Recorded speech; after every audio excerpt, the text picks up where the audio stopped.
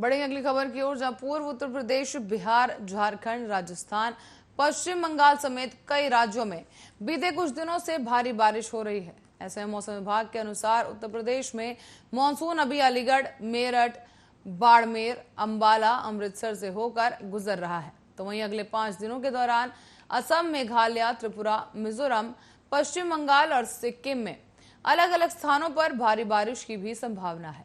ऐसे में आपको बता दें कि पश्चिम विक्षोभ के कारण पश्चिमी हिमालयी क्षेत्र में अगले कुछ घंटों तक छुटपुट बारिश हो सकती है। तो वहीं दिल्ली में भी अभी दक्षिण पश्चिमी मानसून ने दस्तक नहीं दी है। ऐसे में मानसून के लिए आपको बता दें कि मौसम विभाग का कहना है कि मंगलवार को आकाश में आंशिक रूप से बादल छाए रहेंगे। मानसून हवाओं के 27 जून तक राष्ट्रीय राजधानी पहुंचने का अनुमान है। ऐसे में आईएमडी ने कहा है कि राजस्थान, पश्चिमी उत्तर प्रदेश, हरियाणा, चंडीगढ़, दिल्ली और पंजाब के बचे हुए हिस्सों में दक्षिणी पश्चिमी मानसून देर से पहुंचेगा, क्योंकि हवा के रुख के बारिश की वजह से बारिश की कोई संभावना नहीं दिखती। बता दें, पश्चिमी हवाओं का असर मानसून पर 23 जून तक बना रह सकता है और इसीलिए राजस्थान, पंजाब के बाकी बचे हिस्से और हरियाणा और दिल्ली में इस दौरान मानसून नहीं पहुंचने के आसार हैं। ऐसे में मानसून के आगे बढ़ने का क्रम 26 जून और 30 जून के बीच धीरे धीरे मजबूत होने की उम्मीद जताई जा रही है। साथ ही इस दौरान उत्तर पश्चिम भारत के अधिकतर हिस्सों में ये मानसून पहुंचेगा। साथ ही स्काईमेंट वेदर का कहना है कि दिल्ली में अपने तय समय पर ही 27 जून के आसपास ही मानसून की बारिश होने का अनुमान है।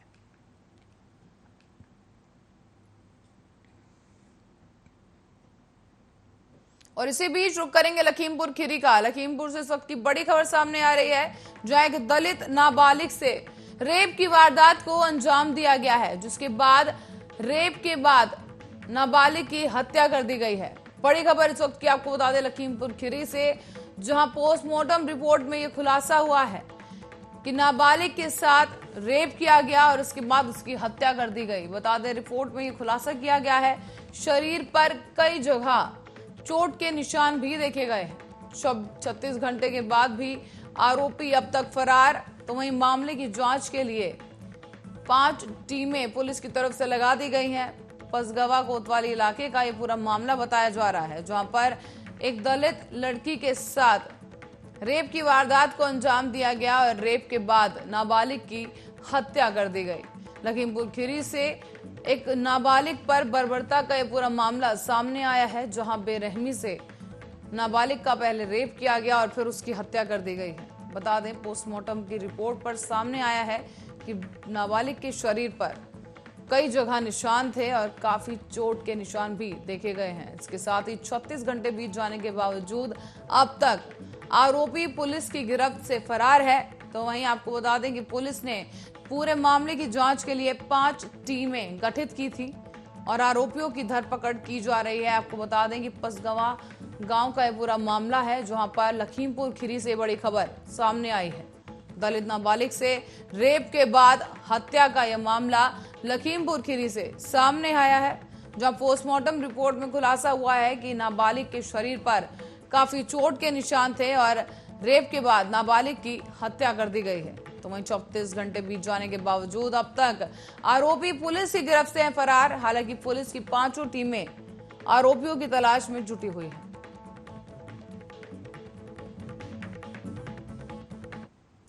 वहीं प्रधानमंत्री नरेंद्र मोदी की अध्यक्षता में 24 जून को होने वाली सर्वदलीय बैठक को लेकर जम्मू कश्मीर में